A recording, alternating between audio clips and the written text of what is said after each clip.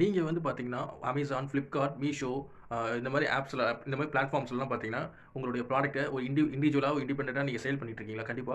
Sale பண்ணிட்டு இருக்கீங்களா? கண்டிப்பா இந்த வீடியோ உங்களுக்கு தான். அது என்னன்னா, உங்களோட டர்ன் ஓவர் பார்த்தீங்கன்னா, 40 லேக்ஸுக்கு கீழ இருந்தாலும், நீங்க கண்டிப்பா ஜிஎஸ்டி ரெஜிஸ்டர் பண்ணணும்.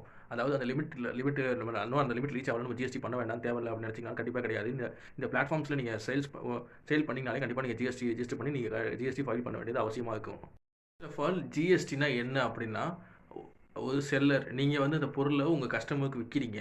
ஒரு 10,000 நீங்க ப்ராடக்ட்ட வந்து உங்கள் கஸ்டமருக்கு அமேசான், ஃப்ளிப்கார்ட், மீஷோ இல்லை இந்த மாதிரி பிளாட்ஃபார்ம் மூலிமா விற்கிறீங்க அப்படின்னா, நீங்கள் 10,000 விற்கிறப்ப அதோட சேர்த்து 18% ஜிஎஸ்டி போட்டு 10,000 ப்ளஸ் 18% ஜிஎஸ்டி 1,800 டோட்டல் 11,800க்கு நீங்கள் இன்வாய்ஸ் போட்டு உங்கள் பையருக்கு கொடுக்கணும்.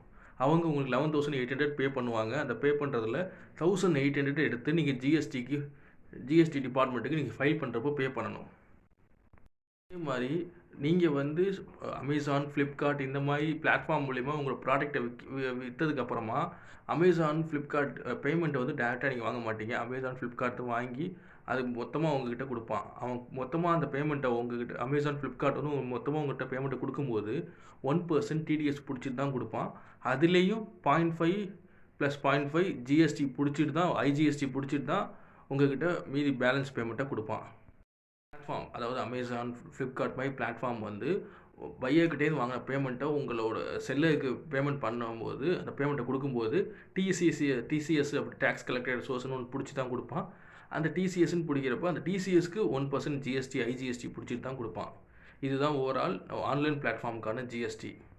அதே மாதிரி பிளாட்ஃபார்ம் ஃபீஸ் அப்படின்றது ஒன்று இருக்குது. அதாவது அமேசான், ஃப்ளிப்கார்ட்லாம் பார்த்தீங்கன்னா, நீங்கள் உங்கள் ப்ராடக்ட்டை சேல் பண்ணும்போது பிளாட்ஃபார்ம் ஃபீஸ்னு அவன் போடுவான். அந்த பிளாட்ஃபார்ம் ஃபீஸுக்கும் ஜிஎஸ்டி உண்டு. அந்த பிளாட்ஃபார்ம் ஃபீஸ் எதுலலாம் வரும் அப்படின்னா, அட்வர்டைஸிங், ஷிப்பிங், கமிஷன், பேக்கேஜிங் இது எல்லாமே பிளாட்ஃபார்ம் ஃபீஸ்க்குள்ளே வந்துடும்.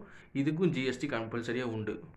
ஜிஎஸ்டி பே பண்ணுறப்ப ஜிஎஸ்டி பேமெண்ட்லேருந்து ஐடிசி அப்படின்னு ஒன்று இருக்குது. ஜிஎஸ்டி பேமெண்ட்லேருந்து நீங்கள் பேமெண்ட் எவ்வளோ கட்டணுமோ அதுலேருந்து கம்மி பண்ணிக்கலாம். அந்த ஐடிசியை டிடெக்ட் பண்ணி கிளைம் பண்ணிக்கலாம். அது எந்தெந்த ஐடிசி உங்களுக்கு எலிஜிபிளாக இருக்குன்னு பார்த்தீங்கன்னா, பர்ச்சேஸ் பண்ணுறப்ப GST, packaging GST, advertisement GST and platform commission GST இந்த மாதிரி பர்ச்சேஸ் பில்ஸ் வரப்போ அது மட்டும்தான் உங்களோட ஐடிசிக்கு எலிஜிபிளாக இருக்கும். மற்ற வேறு எந்த இதுவுமே ஐடிசி இன்எலிஜிபிள் தான் எல்லாமே.